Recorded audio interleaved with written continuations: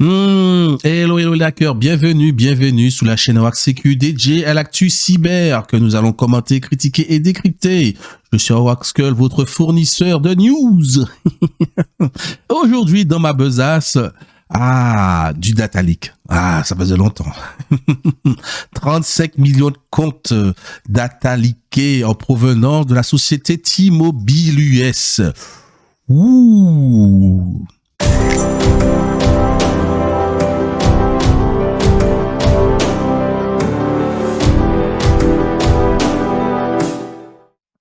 Allez, avant de parler du leak de T-Mobile, parlons d'Atos. Alors, Atos n'est toujours pas un mousquetaire.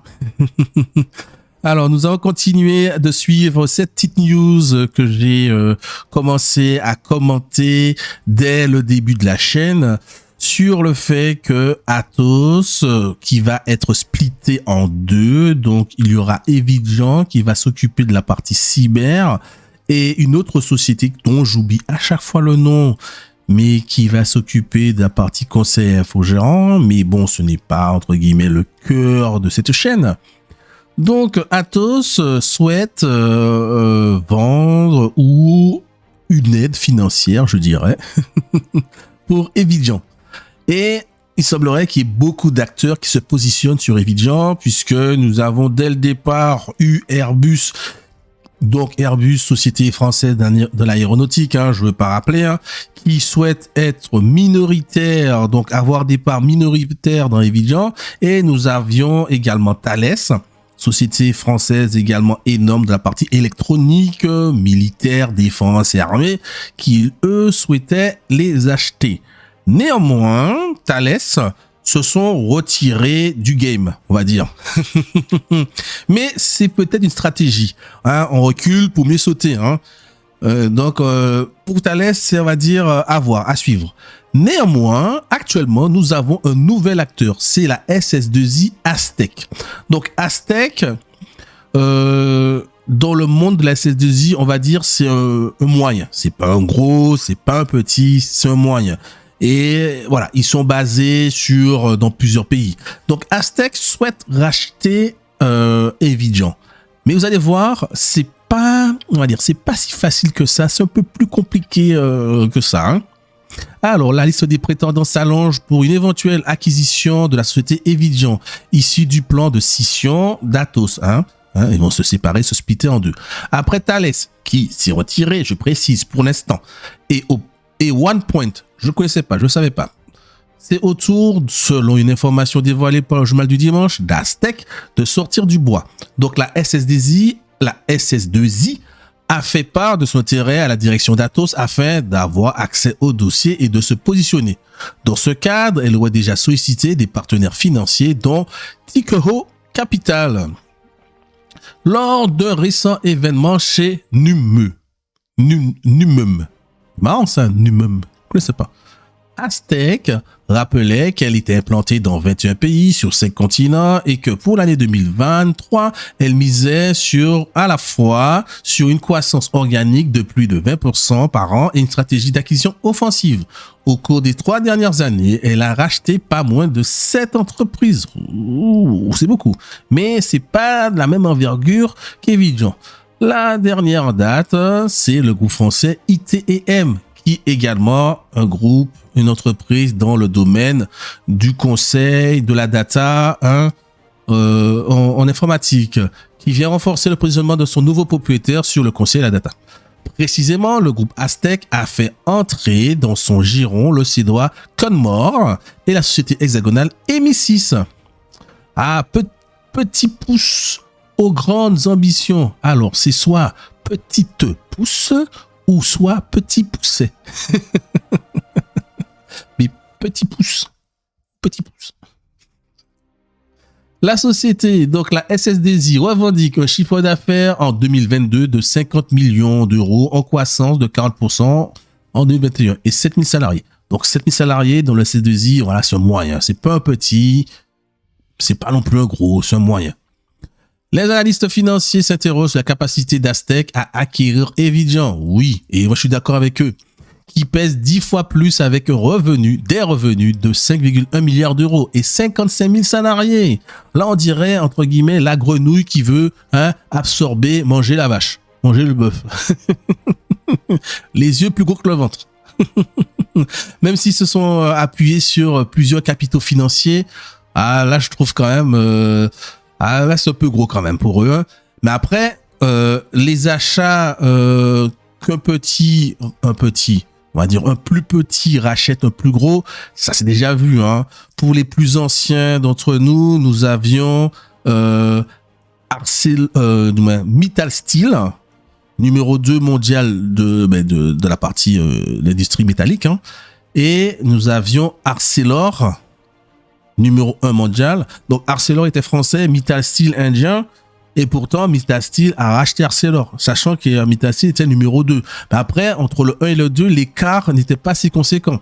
Nous avions également, en France, pour ceux qui se souviennent, Numéricable, qui avait racheté SFR par une LBO. Le père Patrick Drahi avait fait une LBO. Mais voilà. Donc ça se fait. Mais là... je sais pas, je suis pas sûr que ça. Je miserai pas pour l'instant, je mise pas beaucoup sur cette acquisition. Alors, surtout Castec n'est pas la seule liste, mais oui, il y a Thales, comme je disais. Stratégiquement, pour l'instant, Thales s'est retiré du game, mais peut-être, voilà, ils peuvent revenir. Tout comme OnePoint, qui pourtant valorisait Evidion à 4,1 milliards d'euros. Donc, si la valorisation de OnePoint est bonne, eh bien, il faudrait que Aztec sorte les pépettes. Et au passage, OnePoint s'est fait recaler par Atos. On prête également à Orange de voir se positionner. On prête également à Orange de vouloir se positionner sur le dossier. Donc voilà. Donc on aurait, voilà, je vois plus ce genre d'entreprises là. Orange, Airbus, Thales. Voilà, c'est des grosses sociétés quoi, des gros mastodontes pour pouvoir sortir le chéquier là, pour pouvoir absorber Evidion. Récemment, la piste Airbus et plus précisément sa division défense et space, en space, était avancée sous la piste pour une participation minoritaire au sein d'Evidion. Donc moi, je vois plus ça. Moi, je miserais, si je devais miser, je miserais sur Airbus. Pourquoi?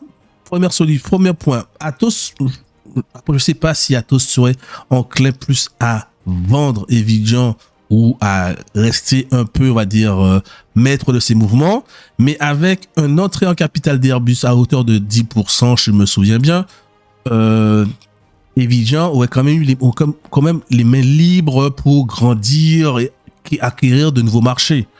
Si tu te fais racheter, eh ben là, t'es plus libre du tout. En fait, tu deviens une filiale de notre société, de ton propriétaire, ou t'es démantelé et puis t'es réparti dans toutes les diverses activités de ton propriétaire. Voilà. Mais bon, moi je vois plus Airbus. Mais ce n'est que mon avis. Allez, comme on dit toujours, affaire à suivre.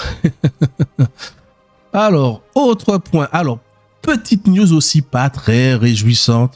Nous avons la société Sophos, expert en cybersécurité, connue pour ses protections de mail, connue pour ses antivirus, qui licencie. Mais il semblerait que actuellement le monde de la tech soit vraiment touché par des vagues de licenciements et c'est très dur malheureusement. Et nous avons 10 000 salariés chez Microsoft, 12 000 chez Google. Nous avons Facebook aussi. Et nous avons également Amazon. Sans parler de notre ami Elon avec Twitter. Là, en fait, voilà, le monde de la tech est durement touché et ça a commencé par les USA et ça va maintenant vers l'Angleterre avec Sophos. Malheureusement, on ne sait pas comment ça va faire l'avenir, mais il semblerait la tendance est à ce que ça se propage malheureusement. Donc je dirais quand même force à eux, force aux salariés de Sophos et qui aux salariés, aux personnes qui vont se retrouver au chômage et j'espère qu'ils vont s'en sortir et retrouver rapidement du boulot. Allez, parlons des 37 millions de comptes T-Mobile touchés par un piratage. Alors T-Mobile, Alors, T-Mobile, c'est un opérateur téléphonique, télécom, très gros mondialement. Hein. C'est un très gros opérateur, un peu comme Orange, mais plus gros qu'Orange. T-Mobile est allemand, au passage. C'est le sponsor maillot du Bayern de Munich. Les Parisiens, là, bientôt, la Ligue des Champions, hein. Vous allez voir marqué T-Mobile sur le maillot, là, mais vous n'allez pas voir la balle. Juste le petit maillot, le T-Mobile sur le maillot. Oh, je rigole. Ah là. Allez, le 5 janvier 2023. T-Mobile US. Donc oui, comme je disais, c'est une très grosse société T-Mobile et ils ont un très gros contingent aux USA qui, c'est tellement gros que là-bas, certains Américains pensent que T-Mobile est une société américaine, alors que non. C'est une société allemande. T-Mobile US a identifié un acteur malveillant et est parvenu qu'un acteur. Donc, T-Mobile a identifié qu'un acteur malveillant est parvenu à obtenir des données via une seule API. La sécurité des API, hein. Le résultat préliminaire de l'enquête menée fait ressortir qu'un ou plusieurs cybercriminels ont réussi à accéder à des données d'au moins 37 millions de comptes. Nous avons rapidement lancé une enquête avec des experts externes en cybersécurité dans la journée suivant la découverte de l'activité malveillante. Nous avons pu retracer la source d'activité malveillante et l'arrêter, a indiqué la filiale américaine de l'opérateur télécom allemand dans ce rapport d'activité. Donc c'est très bien d'avoir pu identifier la source de l'activité. Après, malheureusement, on va dire l'identification va s'arrêter ou que ça arrêtera, c'est-à-dire aux portes de la société, aux portes de ton réseau. Puisque après, voilà, c'est compliqué après de remonter les sources, hein, car potentiellement c'est des IP provenant de VPN, voilà, donc aller plus loin dans la source. Mais si il y a des artefacts, hein, des IOC, donc indicateurs de compromission, on peut retrouver on va dire des tips ou même des messages ou des règles de codage que laissent les hackers. Mais je m'amène à couper que plus tard ils vont nous dire les hackers étaient en lien avec la Russie. Allez, T-Mobile US n'est à ce jour pas certain qu'une autre violation ou compromission de ce système et de son réseau ait pu se produire. Mais il faut fouiller parce que on connaît certains qui ont dit ouais, tout se va bien, et puis on regarde un petit peu, on dit ah mais merde, Twitter. Ah. L'API concernée n'est en mesure de fournir qu'un ensemble limité de données de compte client. Alors, le mot limité est à bien retenir. Parce que là, maintenant, on va fermer les yeux. Fermons les yeux. Je ferme les yeux. Et puis, allez, je sors. Je dirais. Quelles données ont été compromises? Non. Adresse mail. Nom, prénom, adresse mail, je pense. Je suis sûr. Au moins, c'est là. Allez, regardons. Alors, nom, adresse de facturation. Ah, j'ai oublié ça, l'adresse réelle. Ouais. Email, numéro de téléphone. Ouais. Date de naissance. Ah. Numéro de compte T-Mobile, des informations telles que le nombre de lignes sur le compte et caractéristiques de l'abonnement. Ouais, a expliqué l'opérateur. Suffisamment d'informations toutefois pour ouvrir la voie à des campagnes de phishing et de spear phishing, voire d'usurpation d'identité. Et oui, puisque là on a le nom, potentiellement le prénom, l'adresse de facturation et l'adresse et la date de naissance. Donc avec ça, on peut faire une fausse carte d'identité. En revanche, l'API en question n'expose pas d'informations de carte de paiement, pas plus que des informations, des identifiants fiscaux, des numéros de sécurité sociale et de permis de conduire ou des mots de passe et des codes PIN. Alors ça, c'est toujours la même excuse. La partie information de carte de paiement. Toujours, dès qu'il y a un data leak, on nous dit les données ont été corrompues, mais nous n'avons pas eu, les informations de paiement n'ont pas fuité. Ok, il est vrai que c'est le flouze, c'est le blousouf qui règne sur le monde. Mais néanmoins, tu me dis, on a perdu ton nom, ton prénom, ton adresse réelle. Ah là, c'est l'adresse réelle. Ta date de naissance, ton adresse email. Et tu me dis après derrière, ouais, mais ta carte bleue, non. Je dis, ouais, attends, Coco, mais le reste, il y a pas mal quand même. Hein. Il y a pas mal ce que tu m'as laissé partir de la nature, là. Mais toujours la même excuse. Alors, continuons. Nous pensons actuellement que l'acteur malveillant a récupéré pour la première fois des données via l'API concernée à partir du 25 novembre 2022. Donc, novembre, décembre, janvier, 3 mois. Hein. Ouais, 3 mois. Et aux alentours de cette date, pour City Mobile, l'opérateur a informé plusieurs agences fédérales ainsi que les forces de l'ordre que ce hack a également, également ses clients. Depuis 2021, le groupe s'est engagé dans un vaste plan pluriannuel d'investissement pour améliorer ses capacités en cybersécurité. Un plan d'action sans doute un peu forcé après une cyberattaque d'envergure visant 47,8 millions d'abonnés. Donc déjà, c'est pas la première fois, hein, mais ça passe. On va dire que T-Mobile US, hein, ils sont aux US et potentiellement, ils n'ont pas encore affaire au RGPD, eux, hein. Suite à cet incident, parce qu'ils ne sont pas à faire, parce que c'est pas des données d'Européens. Mais en fait, la Californie peut s'attaquer, hein, peut porter plainte, puisque la Californie, ils ont mis un système, une réglementation qui pas similaire, mais qui se rapprocherait un peu du RGPD. Donc je comprends pas pourquoi. J'espère que la Californie va les sanctionner, quoi. C'est pas la première fois. Il faut sanction, là. Carton rouge. Arbitre.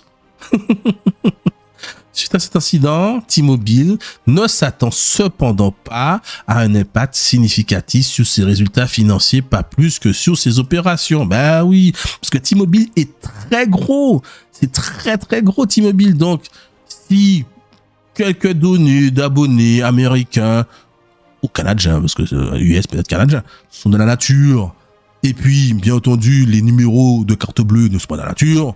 Pourquoi ça ferait un petit peu vaciller, vaciller son état financier. Ah, y a pas de quoi, hein. Ah là là là là. Allez, ici, voyez bien les infos cyber. Merci d'avoir écouté et donnez-moi en commentaire votre avis. Ciao.